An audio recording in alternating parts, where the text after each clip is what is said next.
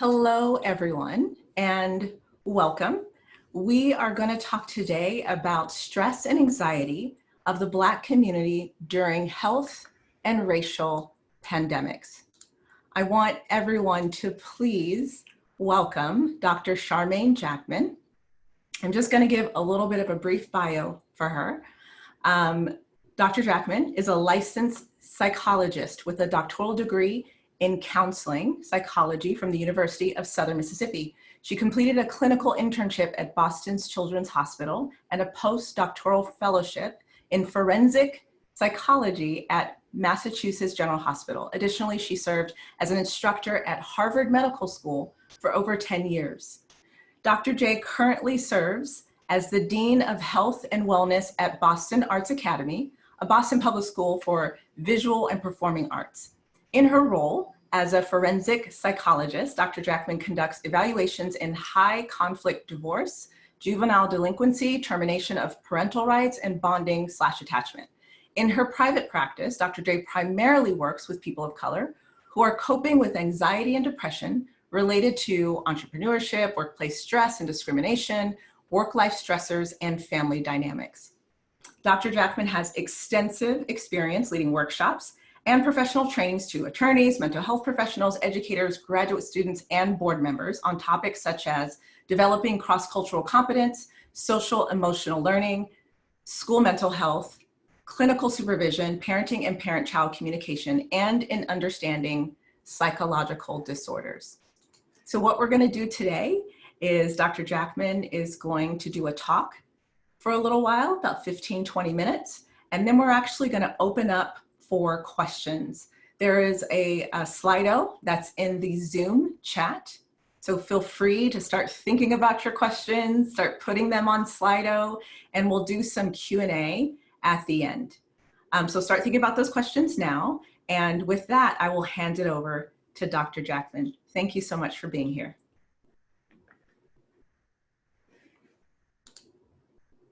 Oh, Dr. Jackman, you are on mute. Hi, good afternoon, everyone. I'm going to share my screen very gracefully. Hold on one second.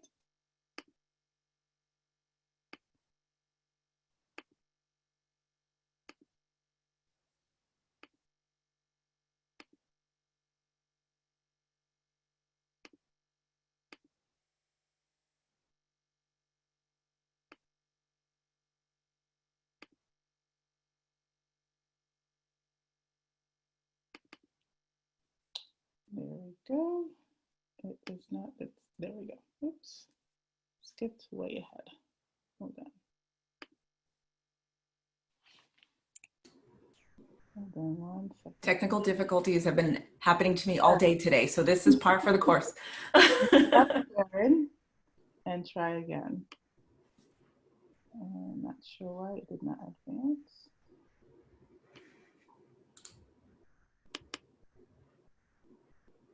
There we go. All right. Hold on 1 second. Okay. So I doomed myself when I said gracefully.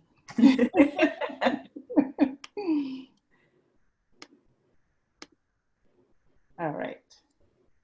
That should do it. It's just working very slowly. Okay, so I will get started. Why? I'm not sure why it's giving me the rainbow of, there we go. All right. Good afternoon. Thank you and welcome. Thank you for this opportunity. It's been great. I look forward to working with you all, and thank you to, okay, it's moving ahead, to LaFawn and Laura for inviting me to communicate with you all. I'm just going to let this pause for a second as it catches up. So just to share a little bit about me and my work, thank you, LaFawn, for sharing the bio. One of the things that did not make it onto the bio was the work that I've been doing in the last 2 years in particular with an organization I founded 2 years ago. It's called InnoPsych, and it's an online therapist of color directory that's really aimed at disrupting how people of color see therapy and mental health. And our goal is to make it easier and faster for people of color to find therapists of color. That's our main goal. But we really are about make sure that we're providing healing to communities of color, because therapy has historically not been an avenue sought as a treatment option. And so I'm using my years, I'm trying to leverage the years of experience that I have to really change the narratives, the cultural narratives that we hold about therapy. So that's a lot of the work that I'm doing more recently. And so this work with you today fits well into that framework. So as I start, I'd love to do a self check-in. This is just a way to just be able to connect with where you're at. You may be coming from another meeting. You may be having lots of thoughts and worries. And so it's just a way to help you to be present in the space and just check in terms of where you're at an emotional level, like a heart level, head, your body, and your soul. And this is taken from the medicine wheel, and that's really used often in circle practice. So I invite you to take a breath, breathing in through your nose and out through your mouth. And just thinking about what's on your mind, things you might be worried about, things that might be causing you stress or anxiety, and try to release those in this moment so that you could be here and fully present. Don't worry about things on your to-do list for this next hour. This is really a great space to just release anything that's on your mind, on your heart, that's troubling you in some way in your soul or your body. Okay. I hope that was helpful, just to take a moment. So our conversation today will really be about two topics we're covering. One is about how the Black community is responding to the racial injustice that's erupted for many years, right? But just in the last couple weeks that we've been really dealing with it. And then how can the community of privileged folks use allyship and really step into the role to build bridges and to help push the needle forward in terms of racial justice. So we'll be covering those two main areas. We have about an hour. My talk is about 20 minutes, and our goal is to really help you think about, maybe find new ways of entering this conversation. So one of the things I just want to highlight for everyone is that your feelings matter. And the last couple weeks have, I think, just in my own reactions and the reactions of people that I have spoken with, it's been a lot of different emotions, right? So it goes from rage and anger, disappointment, sadness, guilt, anxiety, confusion. There's hope there as well. Some people just feel done with this conversation, and some people are using it to reflect. And the emotions might change from 1 hour to the next or one day to the next. The important piece is that I believe is, from emotional well-being perspective, is that it's okay. Whatever you're feeling, it's okay. You are allowed to have those feelings. Don't try to judge them or push them away or try to avoid them. They're real, they're coming up for a reason. And your reactions, whatever they are real and appropriate. And so I really just encourage people we sometimes have a tendency to try to push away emotions or try to be harsh with ourselves. Like we have inner critics that kind of really judge us. And so I just invite you to just allow yourself to experience whatever emotions you're having and think about different ways that you might manage them so that they don't take over. And we'll talk about some of that today. I also want to give just a quick overview of what racial trauma is and what it looks like, and how it also can contribute to many of the things that we're feeling. And so racial trauma is kind of a new term in the mental health psychology field, even though we know it's been there for many years, for generations. Our field is just now catching up to it, right? And that kind of speaks to some of the historical issues that have happened within psychology as well. And so racial trauma is a chronic stress that results from racial discrimination or racially motivated actions. So some of you may have experienced microaggressions in the workplace, outside of the workplace, police profiling, racial violence. Those are all examples of racial trauma. And what happens when we experience racial trauma? And actually in the psychology field, these experiences would fit a diagnosis of post-traumatic stress disorder or PTSD. However, there's currently no diagnosis for racial trauma in the work that we do, in the diagnostic categories that we have. And so there's a lot more research that's coming up, and we're really working to change that. The thing with racial trauma, as I mentioned, it's similar to PTSD, which implies that post means past. And for many Black people and many people of color, the trauma is current, it is ongoing. And so we also want to recognize that as well. So what are some reactions to trauma? I think one of the questions really kind of asks, how do you know when things are okay or normal, quote unquote normal, versus when they're more problematic? And so I want to name some of the reactions to racial trauma. One, to just normalize and name them, but also to think about when they may move over that threshold of normal or natural reactions to something stressful. So rage, we talked about rage just now, right? So racial trauma, there's a rage or feeling on edge. And I think many of you may have felt this in the last couple of weeks, right? As we saw, and more murders came out, I think the rage just intensified with each one. But there's also a fear, anxiety that comes, right? Because we often are putting ourselves in the place of the person who's been killed or harmed. We can see ourselves or we can see family members in those stories, and that can create a lot of fear, anxiety. Some people may respond by being numb, I just don't want to deal with this. They try to put it out their head. They just become immobilized or paralyzed by emotion, and they just don't feel anymore. Some people may enter a space of self-blame, like I'm not doing enough to help with this situation, right? As we talk about in the next slide, sometimes we might become hypervigilant or very wary of our surroundings. It can cause some distrust, right? We may not want to trust people who are other, who are not like us, right? That may create a lot of issues of mistrust and always being wary of our surroundings. And so again, not feeling at ease in our bodies or in our environment, in our surroundings. The tricky one with racial trauma is that people can withdraw socially. And in the context of the racial injustice that we're experiencing, combined with COVID-19, where we're asked to be socially isolated or socially distanced, it can be hard to tell you're pulling away. Is that a natural reaction? Is that part of responding to COVID, or is that problematic? People can also just experience a fatigue. It's like, I am just tired. I'm sick and tired of having to witness these deaths and murders. People just get worn down by the sheer immensity of it all.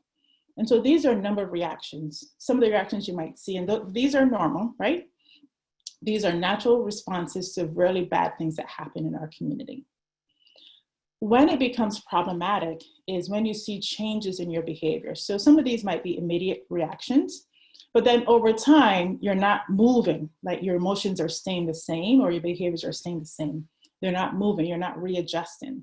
And so people might see sleep changes, their sleep disrupted. And I noticed that for myself. Last week, my sleep was out of whack. And that's how I know that I'm stressed. My sleep always goes away. And for some people, they might notice just trouble getting to sleep or staying asleep. They may experience nightmares. Some people changes in appetite, right? Not wanting to eat or eating too much, right? That emotional eating.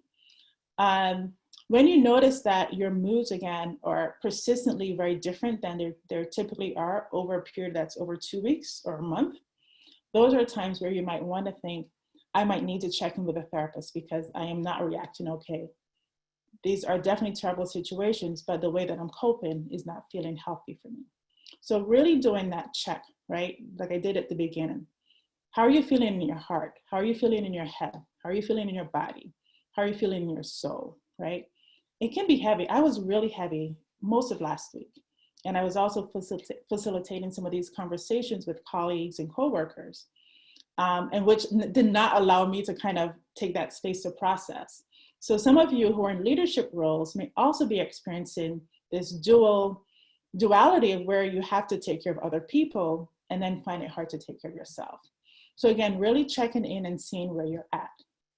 Now, I'm a therapist and I always recommend therapy. And so I think this is a time where seeing a therapist, regardless of if you're having healthy or unhealthy reactions, is a good thing, because these are unusually stressful situations. And having some person to check in and talk to you about what you're experiencing, what you're feeling, could be really helpful. So something to think about.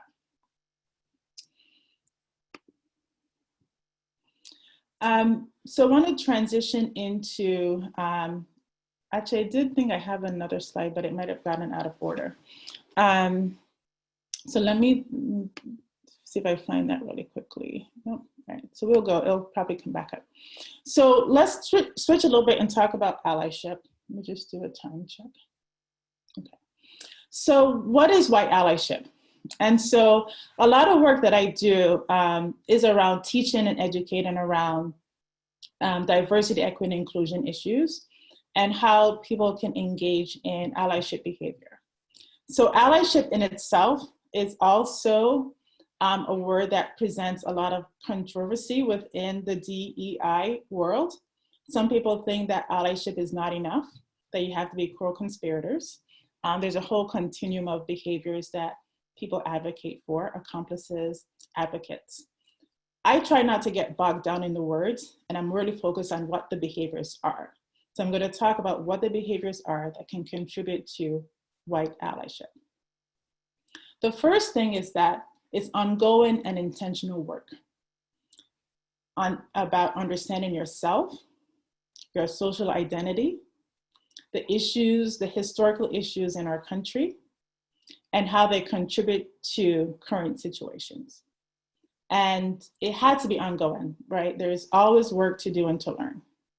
And so there's an active engagement around these issues, around reflecting and engaging and dissecting and deconstructing things that you believe were true.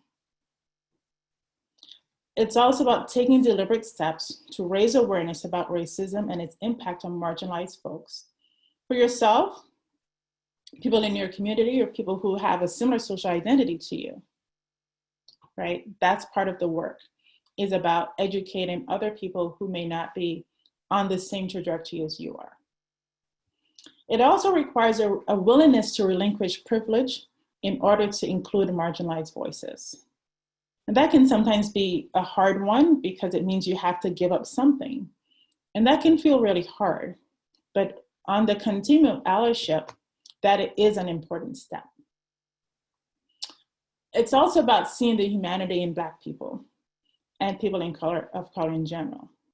And so one of the examples that I share is that we have to be able to see the murders of Black men and women as if they were members of our own family, as if they were our own children, right? When I see these murders, I put myself in that position. I put my children in that position. I put my husband in that position. I put my cousins, my aunts. I see my family members in that role, and that gives me compassion and humanity, and it drives me to do this work that I'm doing. So in order for us to really move this needle around white supremacy and whiteness and racism and all the isms, we have to see people as if they were part of our family. That is a key part of allyship. And then the other one is be able to take feedback. So in the course of allyship or any work, you're not going to do it perfectly. You're going to make mistakes along the path. And part of that then is when you get feedback is being able to sit with it, reflect on it, and change something that you need to change. Often we see people get defensive and then switch the blame and kind of blame the other person who's providing the feedback. So it really requires a non-defensive stance in addressing these issues. So let's get into some strategies or some checks here. I do my allyship check. These are 3 that I came up with recently, just to kind of see where you're at. Again, based on in response to the recent protests and murders of Black men and women who came up recently.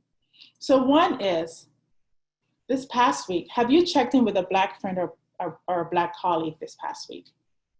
Or did you avoid the topic, right? It was hard. People were heavy and challenged. It's uncomfortable. So did you step into that conversation, or did you avoid it and just talk about the weather? Did you provide space for employees to discuss racial injustice?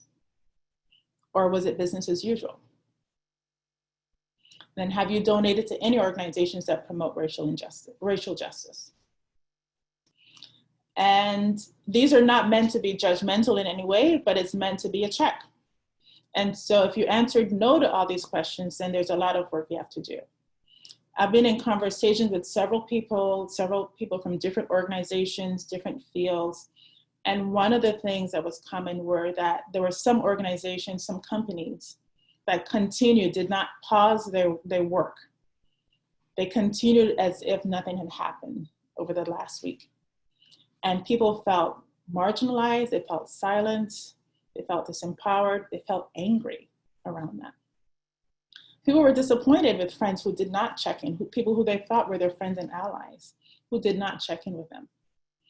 And so these are responses that I wanted to share because I think it brings that home, right? It makes it personal. And those are things that people have shared with me that have made these conversations hard. There's a huge amount of mistrust right now. I think there's a lot of hope, that this is a sea change, that this is a pivotal moment for us to make change.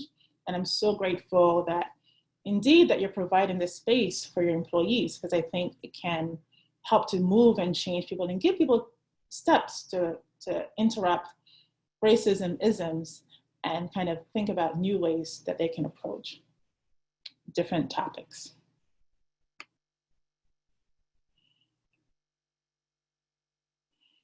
So I also like to talk about what allyship is not. And we've seen in the last, again, few weeks where people have stepped up and taken on the label of ally. And one of the things that's very clear in this field is like allyship is not a label. It's not something that's self-defined. Your behaviors and your actions show that you're an ally. But people don't want you telling them that you're an ally. They want to see you doing the work, right? It is not trendy or performance. There's some worries out there that there are people marching and protesting, but it's just a phase. And I think people, again, that's that mistrust that's there. Is it something that's going to last beyond the next 2 weeks and people go back to life as usual?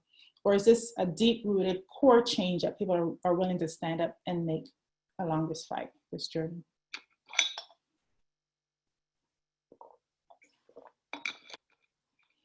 Allyship is not just about reading. So I know there are lots of resources out there, and I am a reader.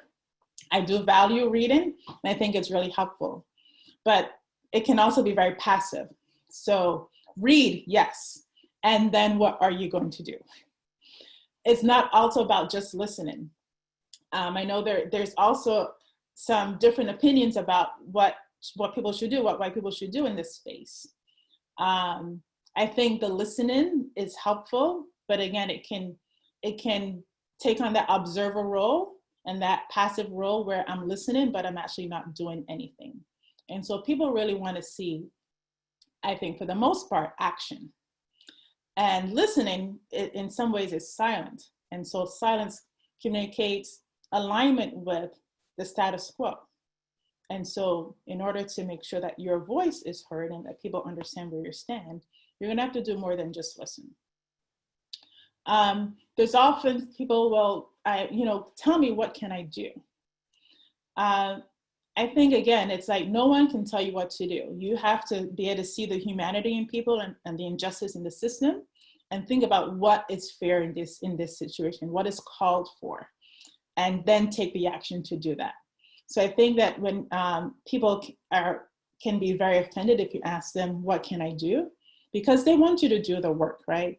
I think people of color will say, we've been doing this work for a long time. We've been reading the books, we've been living the experiences. And it's on you to do the work now, right? Or you should have been doing the work, a long time ago, but it's on you to start to step up and do that work. And when you ask that question, again, it puts the burden on the person of color, and you're not taking another example of a way of that you may not be taking responsibility. So again, that ties into putting the intention on you, being a white savior, right? Again, that those attitudes feel very self-serving, and we don't want allyship to be about self-serving. It's really about making making an impact on systemic changes that need to be made. And so there's just some things to think about, but I think it's really important that you understand if you engage in some of these behaviors, how it can impact or the response that you may get from people of color.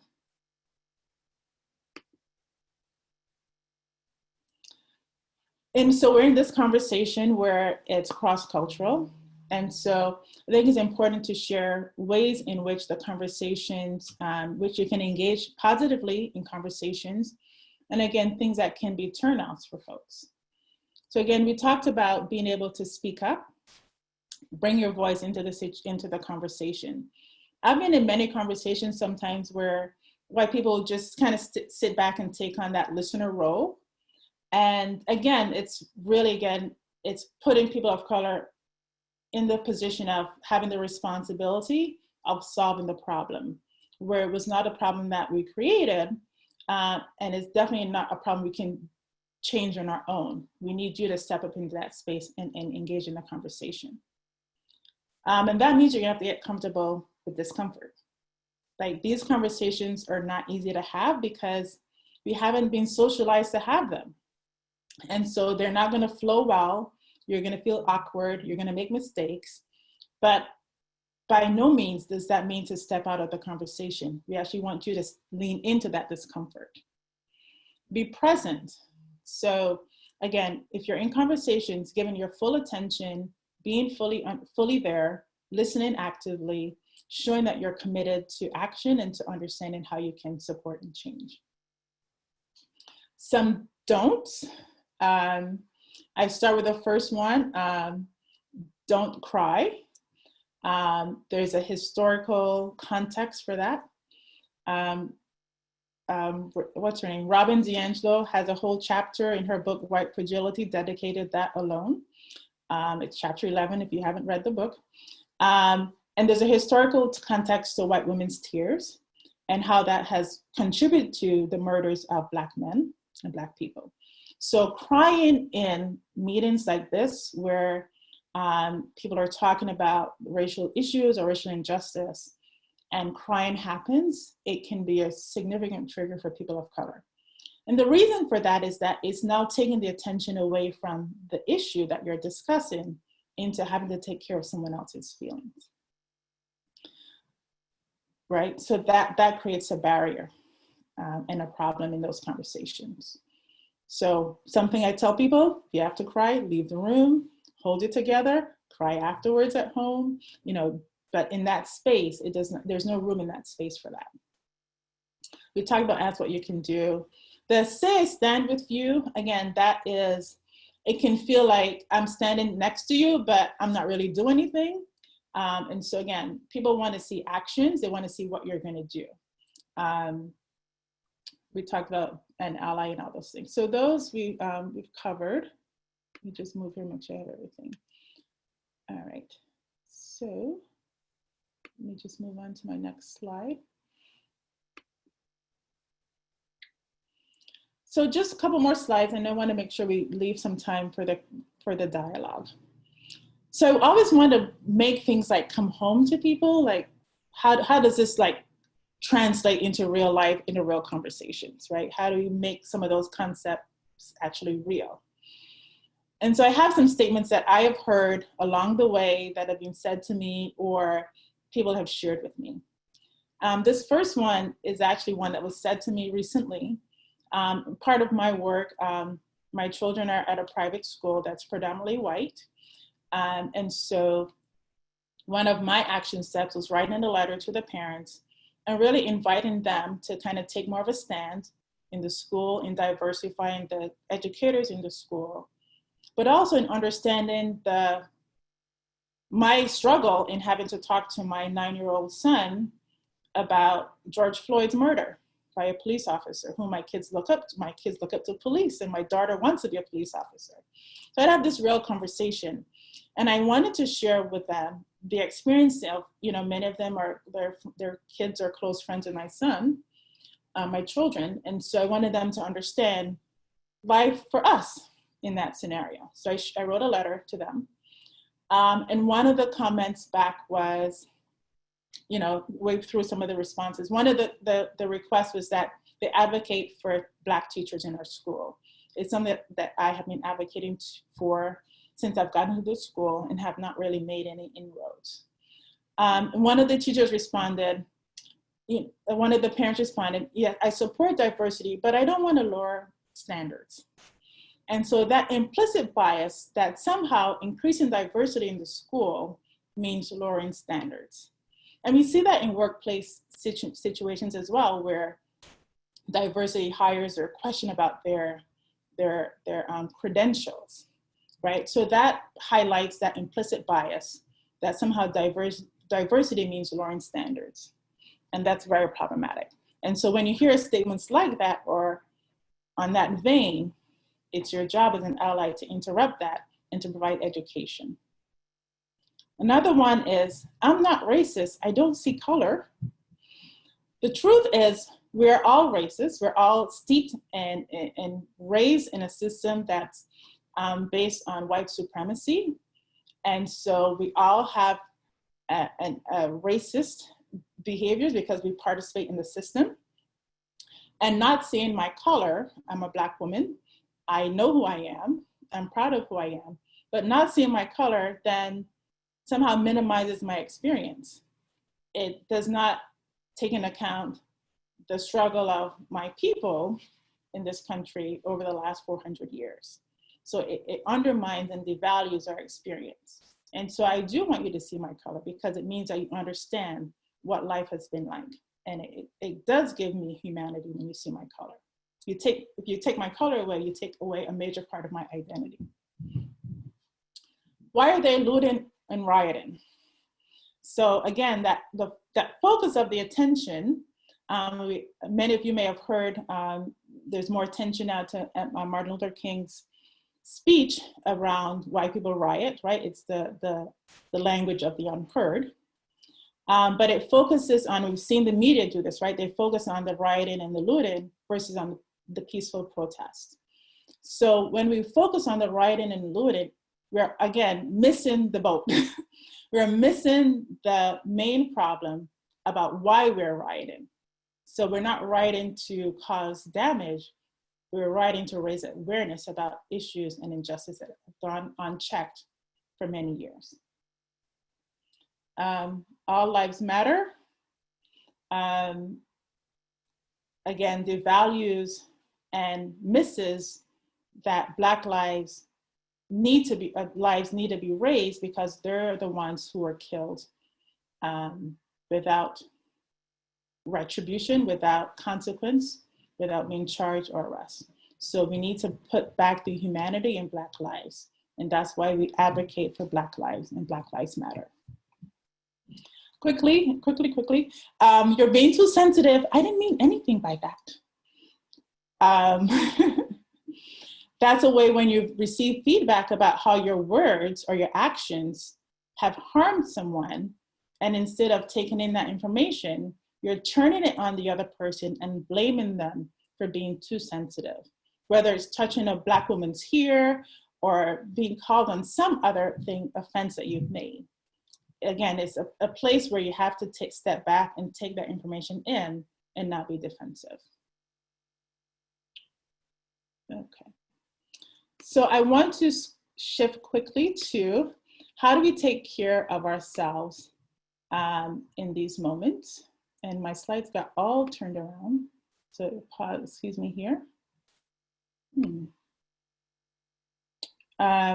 Sorry. So I have a slide which seems to have disappeared, just around how we take care of ourselves. And so I use the 3 M's of nourishing our minds and bodies. And the first one is mindfulness. So using strategies such as breathing, self-compassion, relaxation to help reduce our stress and help manage stress. Another one is a resilient mindset. So what are the things that we're doing every day to kind of build ourselves up, to affirm ourselves? So using affirmations, using a gratitude list. One quick tip is starting and ending every day with gratitude. And then the third one is our mind-body connection. And our mind and our bodies are intricately connected. And so anything that we do with our minds plays out in our bodies and vice versa. So anything that we're worried about, sometimes we have physical symptoms or responses to that. And so the things that we can do is making sure we're moving, exercise, movement, engaging in things that give us joy. So feeding our passions, and also creating. So I'm not an artist per se, but I work around artists, and I love that ability to use art and expression to create and kind of work through things that we're dealing with.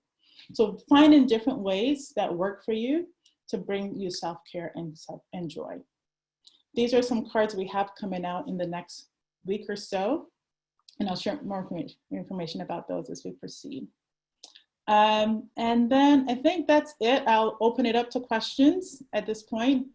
You know, one of the things we definitely want to talk about is what are the action steps that you're going to take. So I invite every person to think about one thing that they can do to make a change, whether it's talking to their children, talking to your children or family about racism, whiteness, white supremacy, convening your friends together to talk about these issues and think about action steps you can take, donating to an organization, or thinking about policies that you can do at work to increase feelings of belongingness for people who have traditionally been marginalized.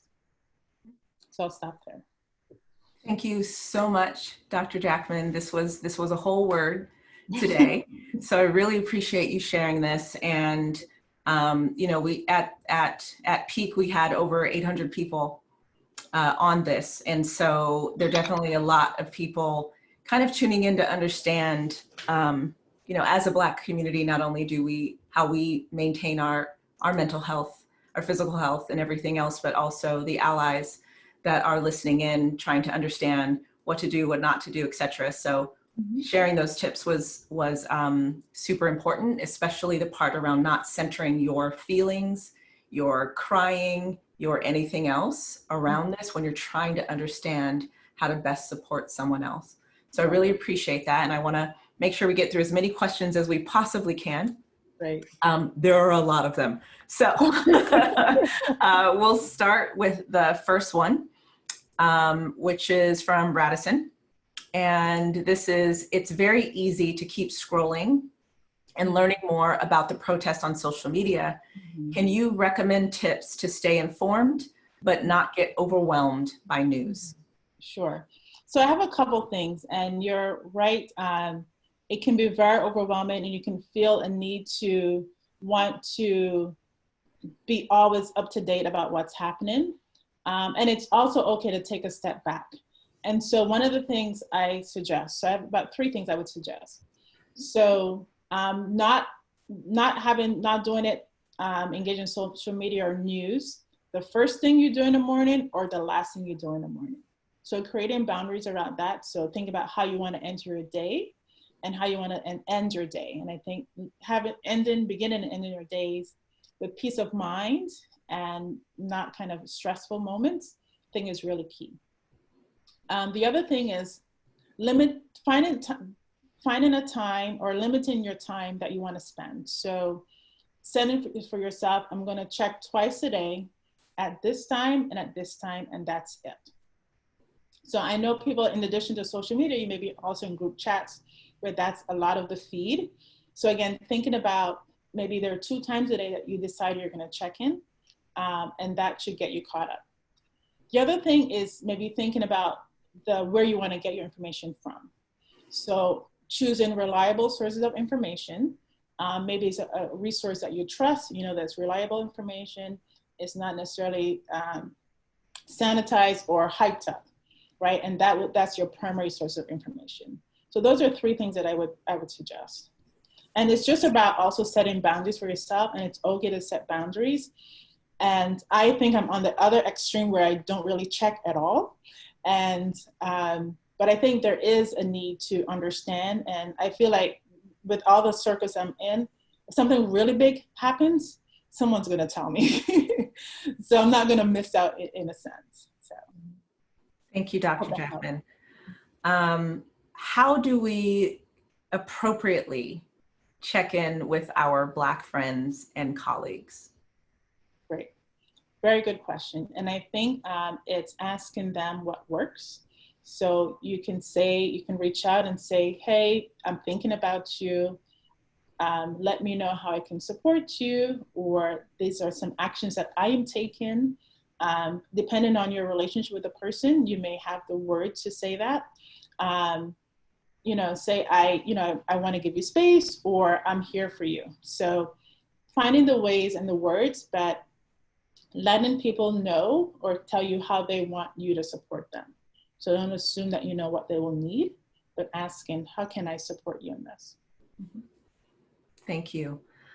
Are there tips to avoid getting angry and frustrated with family and friends who have contemptible world views? Mm-hmm. People you otherwise love and respect. And that's mm-hmm. from Rangan. Mm-hmm.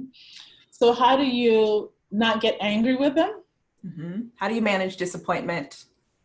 How do you not get angry with those that you love that have very different views? I think you're gonna get angry, right? Again, we talked about feeling your feelings. You know, you may want to set boundaries with them. You might say, you know, this is how I feel. These are my experiences with people, Black people, whoever. This is my worldview. And, you know, I really don't understand where you're coming from. I want to understand, but I don't. I think it's okay to feel your feelings and to share where you're at with them. I think sometimes there's a temptation to avoid contact, but if you avoid contact, then they can kind of stay in their frame of mind. Your goal is not necessarily to change their mind, but to provide a different perspective. Mm-hmm. So. There was a similar question right under it, which was around kind of how do you manage your disappointment when you feel people who you thought were allies mm-hmm. and friends who have not checked in or who have fallen silent, and that's from Timothy. So it's around the same guys. That basically, if people are not stepping up, if people aren't saying the right things, if they're not acknowledging it, mm-hmm. how do you handle that when these otherwise folks were people you love, maybe coworkers you've worked with? So I think there's a lot around that. Like, how do you manage that, being basically disappointed that people are not actually stepping up? Yeah, I mean, I think it can be a lens into, you know, who people, you know, in terms of seeing people for who they are. If you feel like it's a relationship that you want to pursue and that there is avenue for change, mm-hmm. I would talk to them. Again, part of my writing the letter to the white parents of my friends is no one had reached out to us to check in with us. And I was very disappointed. And so I wrote my letter. It was not an angry, you know, letter per se, but it was, I want you to know what my experience has been dealing with these issues. And so it was a way to give them information about how I was feeling. Yeah, and I think that's the important part too, especially if you have a relationship with these people. I think I've done that in my life as well. And, you know, if people have made comments that were insensitive, or they are eerily silent right now saying, hey, this actually impacts me. Your behavior, your comment, your meme actually impacts me, and I'm really disappointed. Right. It's not even about anger, it's pain. Right. Right. And I think the people, at least that you care about, the people that are around you or that otherwise would be supportive in other ways, it's worth a conversation. You may find that you lose friends, that you are estranged with some of your family because those views are so different. So it's a part of the process, I think, of breaking things down and healing to address those relationships. Right. And I always say, you know, even with clients, we can't expect to know for people to know how we're feeling unless we've told them. People don't magically know how we're feeling, even though we might be giving them subtle, subtle or very blatant, overt cues. Mm-hmm. But it's our job to give them a chance. I think that's how I believe. I'll give you a chance to mm-hmm. respond. And if you aren't able to take my feedback, or you don't respond in a way that's either apologetic or wanting to engage and kind of understand your behavior, then that gives you a lot of information. Absolutely. And one of the things that that I've been using with people as we're having these discussions is all kind of doing a relationship map. So putting yourself at the center and mapping out in circles, who are the people who are close to you? Who are your inner circle? Who are the people's opinions that you value? Who support that you value? Mm-hmm. And then you can increase those circles on the way out. And so if people are in that inner circle who are not stepping up and being support, again, that's a reason to check in with them or let them know how you're feeling and what you want in terms of the relationship with them. Mm-hmm. And if they're not able to meet your expectations, then that's give you some information that you have to kind of figure out how to deal with that. Yeah, thank you, Dr. Jackman. Chris asks, can you share strategies for opening up a conversation about racial injustice with a Black coworker / friend? Mm-hmm. I fear adding to their stress or invading privacy. Mm-hmm. So I think, again, it's about asking permission. And again, what is your intention? Is your intention to support? Is your intention to talk about action steps that you plan to take or have taken? Is it your intention just to hear their pain? So ask, what is your intention with that conversation? People are going to be worried. They're going to that's the question they're having, like, where are we going with this, right? And so I think, think about your intention and then letting the person know. I would like to talk about these things. I know or imagine I don't know how they impact you, but I'd like to learn more. Please let me know if this is a conversation you're willing to have with me and when you want to do that. So it's really about asking permission and giving people space to decide where they want to go and how they want to have that conversation with you. And you have to be prepared for what they answer. They may not want to have that conversation with you. And you have to respect their wishes and be okay with that. And they may be watching to see how you respond to that too. So nobody wants to be forced into a conversation that they're not ready to have. So mm-hmm. giving people space and the space to do that with you. But I think asking is okay. Again, if you have a relationship with that person, if it's someone you don't really know that well, I might say probably not the person to ask. Yeah, and I think what you said, Dr. Jackman, about intent, right? Because I think sometimes there's virtue signaling, or sometimes people are centering how they feel about it all. And it's allies understanding that in this particular time, the Black community is holding their own feelings, they're holding their own pain, and they don't have the resources to hold theirs too. So it really starts with what's the intention and recognizing the relationship to be able to have a conversation that is respectful and is okay with the person you're engaging with. Right. Yeah. Okay, let's go to Ella's question, which is, are there any examples of less healthy coping mechanisms that you can call out with suggestions for how to channel that energy into more effective ways? Okay, so around this issue in particular so I'll start with, so one way I can think of using, so anger, right? So anger can be a helpful and useful emotion. Mm-hmm. And I can see that going to the unhealthy way where you're maybe ranting and going off on maybe your job or your leadership, even though it might be deserved, but you then risk, you put your job on the line. Or you risk alienating people in a moment or a time of anger. So who are the people, if you do want to rant, how do you do that in the not so public space, right? Holding off the rants from social media. Maybe you do that with a friend or a colleague or a family member. So thinking about what it is you say and how you want to say, and because those things can come back to you. Some other unhealthy behaviors, I think, relying on alcohol and drugs to soothe the pain. So I know this is and we're also in COVID. And so, excuse me, I've heard people who used to drink on weekends, and now every day there's a glass of wine after dinner. And that can become a very easy coping skill because it kind of shuts down the emotions, may help you sleep. But that can also lead to just unhealthy emotions and coping strategies later down the line. You may become that might be then the only way you can cope with difficult feelings. So, again, using, foods, alcohol and drugs, just relying on those, that anything in excess, I would say can be problematic. Losing sense of your boundaries, right? Again, with COVID, our boundaries have shifted. And, if we're living with other people, like we have less of our own personal space. And that can become really tricky. We may have lost track of where am I in relation to my family or work, right? You even feel more tied to work with your computer. So how are you maybe stepping back and reflecting, what are my boundaries? Where do I begin and where does work end? Where does my family end? How do I kind of recenter and regain a sense of self?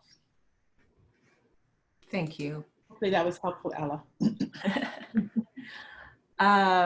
So you went over this a little bit during your session, but Chella asked, are there any strategies for staying off social media, minimizing screen time? It's so hard to consume so much information about it all day. It ends up exhausting me. You shared a little bit, but maybe reiterate some of the tactics.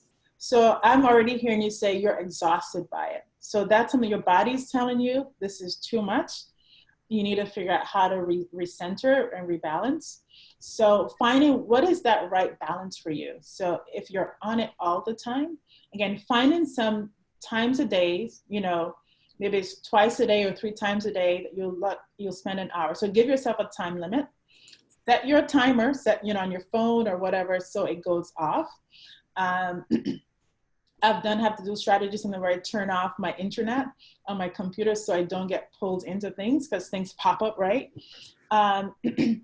So I think, again, noticing for yourself, okay, this is having a detrimental impact on my body and my mind. I'm not able to regroup, and making steps that put that into a more manageable frame for you. So whether it's reducing the amount of time, limiting. I've had friends who turned off their Facebook or Instagram. You can go inactive. So if that might help you do that, that might feel really drastic, but that might be helpful in doing that temporarily until you can find your balance again. Thank you. I think what Sheila asked is something that's on all of our minds. In how we, again, you said, you don't really check online. If something big happens, somebody will tell you. But I think it is detrimental, right? We get a dopamine hit every time we keep scrolling up for images, and we want to be in the know, but being in the know can sometimes be hurtful and painful. And so balancing that out with what you shared earlier, which is joy. I believe joy is an act of resistance, right? So what are the things that horrible things are happening? It's not that you're not acknowledging them, but also, celebrating the things that make you happy. And kind of take you out of that space. So thank you for that. I love Maya Angelou quotes, and she has a quote for that: in the struggle lies the joy. And I think for Black people in particular, we use humor and joy to cope with really difficult situations. So remembering, where you come from and connecting to those things. It's okay to take a break and do something silly. It doesn't mean that you're trivializing the movement or you're not giving in. I think you can do more for the movement when you step back and do self-care. Audre Lorde talks about that. It's not selfish. It's really a matter of self-preservation. And I think when we are advocating and when we're standing up, I think it's really tempting to go all in and again, lose our center, lose our balance, lose our boundaries. And we can't pour into something if we're empty. And so making sure that we fill our cups back up. There you go. Thank you. We have an anonymous question that is about therapy specifically. Therapy can sound intimidating if you've never been before. Do you have tips on how to prepare, what to expect, or more insight into going to see a therapist? Sure. Of course. Yes. I love that question. Thank you so much. So as a therapist, and I mentioned that the website the online directory that I started is innopsych.com. And that features therapists of color who come from many varied backgrounds, who speak many languages. And so my goal is to make therapy more accessible for communities of color in particular, but for everyone. And so I think that, and we're working to build up some of our information on what therapy looks like. So you enter therapy. So one of the things I would say is I would do a search, find maybe 2 or 3 people who you're interested in. So if you were to go to InnoPsych website, you find 3 people you're interested in and call them. You can ask for an interview or a brief consult. And you can absolutely ask what their style is, what their experience is working with people from your background or the issues that you want to deal with. Mm-hmm. Therapists are pretty cool people. I see myself as a cool therapist. So I know it can be intimidating, but we are there to help and provide. My goal is just to help provide a space for you to talk about and deal with the things that you want to deal with. I think sometimes you see these images on movies where therapists can be very kind of mean or demanding. Many of us really, our style is really about inviting you into the space. My goal, I tell you, that therapy is very relational, it's personal. And so it's almost like dating in a sense. The match, that connection is really important. And so if you don't find somebody that's a good fit initially, that doesn't mean therapy doesn't work. It just means that was not a good connection. Mm-hmm. And so as a therapist, I put all of that out in my first session. But I would find there are a lot of, I don't know, kind of your cultural, your social identity, your age, but there are a range of therapists out there, and you can find someone who is just the right fit for you. So. Wonderful. Thank you so much, Dr. Jackman. You shared Oh my so God, many... I can't believe it's 5 o'clock. I know, right? We could talk about this for another hour or 2 or 12, but really appreciate you sharing all of these great nuggets of information for people, whether we're within the Black community and our Black employees, but also for our allies as well. I want to make sure everybody knows that this session is recorded. It will be available, so don't worry. I see a few questions like, wait, I wanted to go back and share the slide on this other thing. It will be available to you all. Some great questions, and I think we're going to continue these conversations, so this doesn't feel like it just has to happen in this moment, that this is something we continually talk about. Again, Dr. Jackman, thank you so much for coming with us today and dropping some knowledge for our employees. Thank you. It's wonderful to be here. Thank you for having me. Thanks. All right, everybody. Bye-bye. Bye.